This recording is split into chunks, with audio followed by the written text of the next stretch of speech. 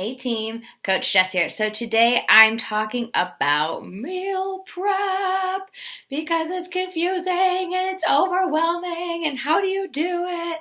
So today I'm hoping to make it a little bit easier because I kind of consider myself a meal prepping genius. Now I'm not a genius in many other things in my life. That's not true. I love myself. I'm a genius in all the things I do. No, but I really think I am very good at meal prep because I have made it easy for myself. And so today I'm going to share those tips with you because I think once you kind of break it down, then it's not as overwhelming, right? Kind of like anything in life, once you break it down, it's not like confusing anymore. So today, meal prep, what we're going to do, we're going to be talking about just kind of the general tenets of meal prepping. And then eventually I will share recipes, et cetera, et cetera, et cetera. So this is how I break it down. With meal prep, you've got to have a protein, okay? You've got to have some vegetables and some maybe starchy carbs. And then this is the secret, and I can't believe, most videos, right, they like try to draw it out to the end, like what's the secret behind meal prepping? So they get you to listen to like a 20-minute spiel.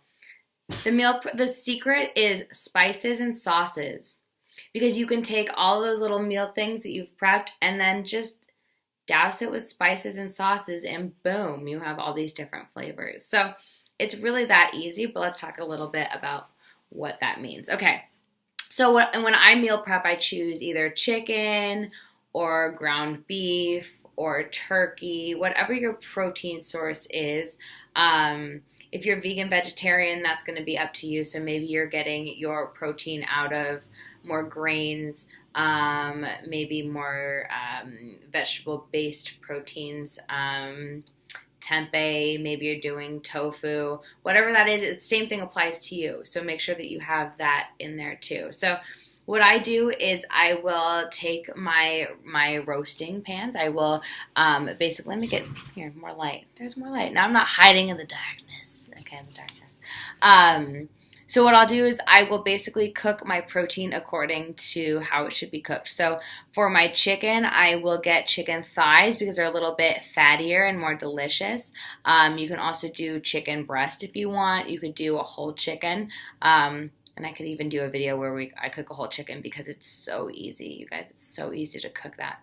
But what you do is you would put all your chicken out on a sheet pan and you put it in the oven. I do mine at, I think I do 375 for 10 minutes on one side, 10 minutes on the other. And what you're going to do with that base protein, so same thing goes with ground beef, same thing goes with steak. You're going to cook it according to what the directions are, and then you're just going to very lightly season it with salt and pepper. That's it. So everything just gets a generic salt and pepper seasoning, okay? So you're going to cook those things according to time. And what's good, right, you can do huge batches. So when I do my ground beef, it's like 2 pounds of ground beef in the skillet on the stovetop. When I do my steak, same thing. I'll have Nick throw them on the barbecue and we'll do like 5 at a time. So you're doing this big batch cook, but it's just salt and pepper. So it's kind of like a base model for all of your proteins. The same thing, you're going to do that with your vegetables. So depending on what you want, right? So let's say you're like, okay, for this week I'm going to do broccoli, I'm going to do carrots, I'm going to do potatoes, I'm going to do sweet potatoes. So what you're going to do, you could even do butternut squash. I'll give you a bunch of ideas for like base model foods. Zucchini, Brussels sprouts. I know people are like, ooh, Brussels sprouts. We put bacon on those, amazing. Or not. You could even just do Brussels sprouts with butter, but I'm getting ahead of myself. So whatever vegetables you are choosing, you're going to do that and you're going to cook those according to time. So I usually, honestly, I put my vegetables in. I'll do like a plate of broccoli. I'll put that in the oven for 10 minutes at 375. Oh, asparagus is a good one. Green beans. You guys, there's so many green, fun vegetables. Just go and have fun with it. So you're going to cook those according to time. So or according to how they are meant to be cooked. The other thing you can do, you can steam them. This is so easy if you have a microwave, okay? I know some of you don't have a microwave, which I commend you for that. So what you're going to do is you're going to take your vegetables, you're going to put them in a glass bowl. You're going to put a little bit of water at the bottom.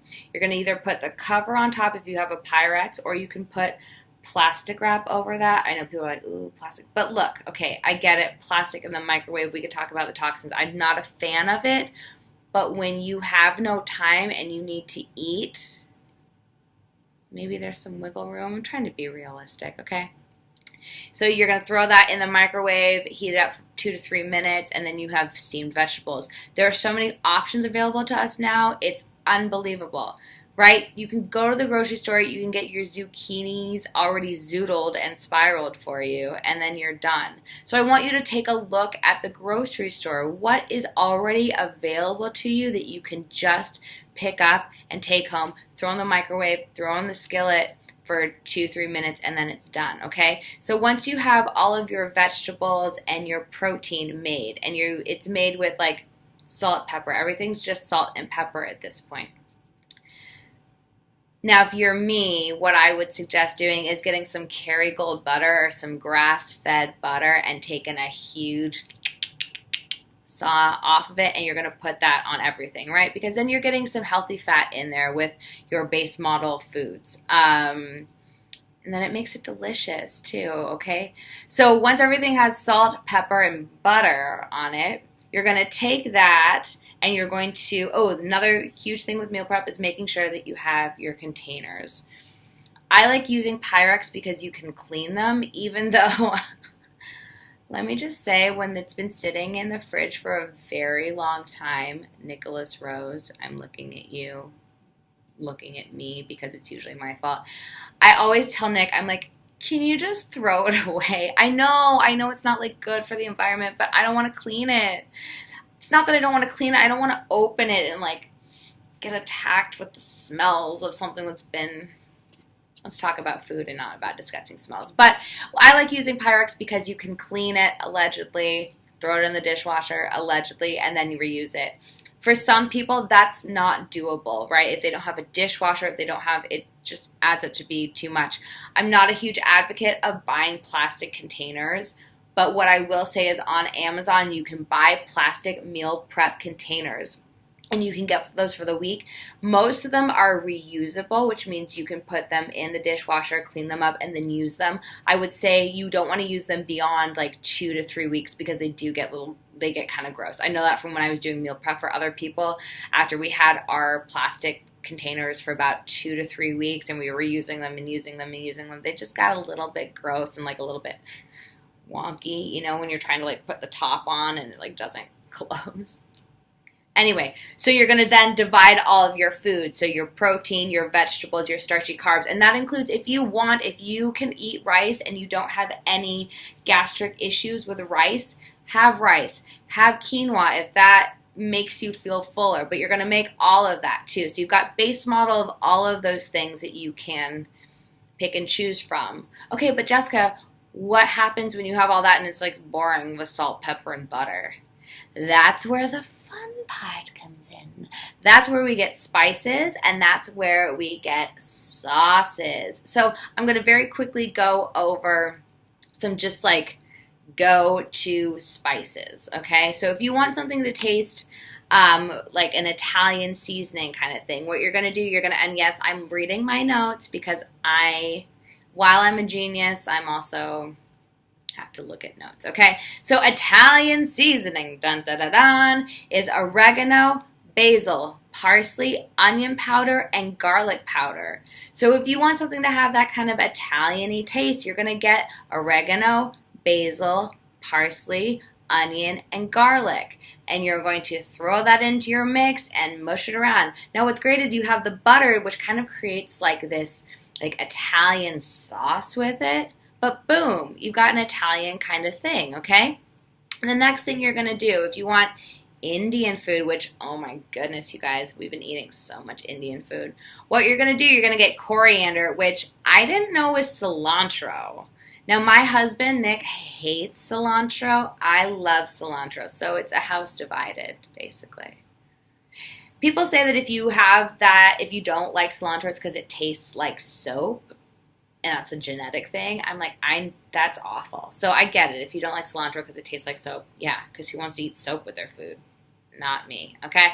So coriander, aka cilantro, cumin, ginger powder, mustard powder, garlic, turmeric, ground cardamom, ground cinnamon, another thing that Nick hates, again, a house divided, nutmeg, and bay leaf. Okay, the thing when you're cooking with a bay leaf, you cook with it and then you take it out, because one of the worst things in life is to bite into a bay leaf. Ugh, gross. Okay, again, that's coriander, cumin, ginger powder, mustard, garlic, turmeric, I don't know. However you want to say it, but you know that one that's really orange and you shouldn't put it on, I think, because it instantly makes it orange.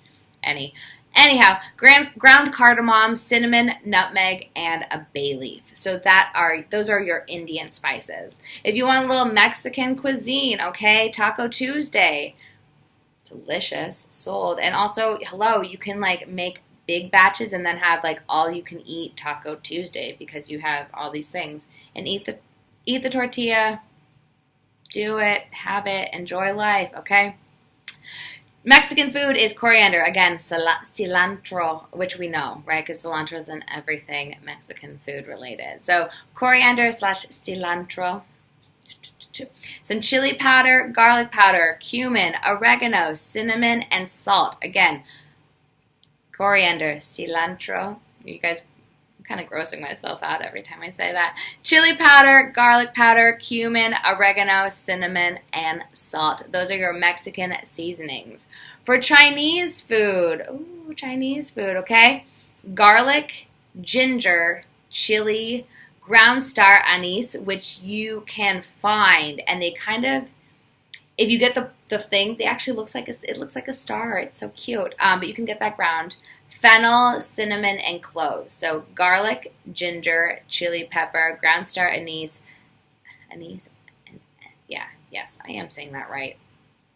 Fennel seed, cinnamon, and cloves. One thing that I will add to that, when you're cooking Chinese food, you can also get coconut aminos. I should have brought them out, but it's a bottle. You can order it on Amazon, and it has a soy sauce flavor and taste to it, but it's not it's not soy, soy is not really great for our bodies, especially as women, because it kind of messes with our hormones. So I try to stay away from soy. Again, if you're vegetarian, vegan, I get it. I get that you need that protein, but maybe I'll do another video about vegetarian stuff because I think that's important. Anyway, so coconut aminos when you want that kind of Asian-y flavor, and then you can also do a little bit of sriracha, which has some sugar in it, but I'm not worried about it if you were eating it with a lot of vegetables and a lot of other things, okay?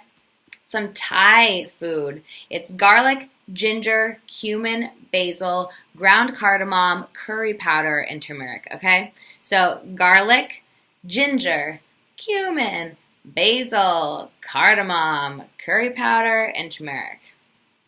A little Mediterranean seasoning, okay?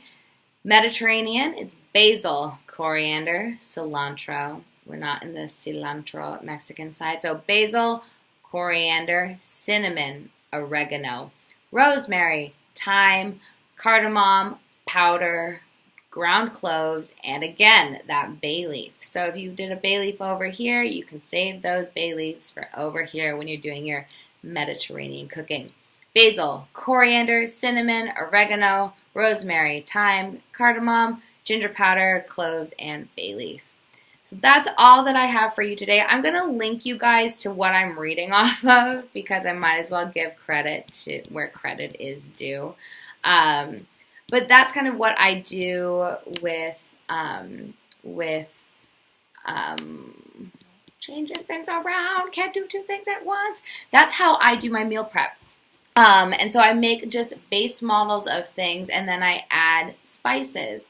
You can also add sauces. So kind of my go-to sauces. Trader Joe's has this amazing green hatch chili, which instantly, that's a little Mexican seasoning, okay? You can do the coconut aminos, which is instant, like Asian in feel. Another thing with Indian food that I add is coconut milk, because it gives you that kind of Indian sauceness, and a lot of the base stuff that you have with Indian food is a coconut milk or a coconut cream. And then I love that you're getting that healthy fat of the coconut in there. So it's really about finding those things. And then, I mean, because when you really think about food, right, like um, you can have kind of the same thing in every genre, but the thing that sets them all apart is those spices and those sauces. So I hope that helps. I will make a little infographic because I think that's really helpful just to have in front of you of like, this is chicken, this is beef, this is blah blah, this is a vegetable, a vegetable, a vegetable, a starch, a carb, a blah blah blah, carb, carb, carb, carb, carb. We could fill the carbs, a lot of the carb things that are delicious, and then seasonings and sauces. I think that would be helpful as like a little one sheet. So I will work on that. As always, if you have questions, comments, concerns, I will be posting more recipes. I'm going to be doing a lot more, just because I think there's so much information that I want to get out to people so that they can really hit those 2019 goals, or just like goals that aren't year specific. So if you have any questions, reach out to me at www.coachjessrose.com. Until then, I will not really see you, but I'll see you. So have a good day, and yeah, talk to you soon. Bye.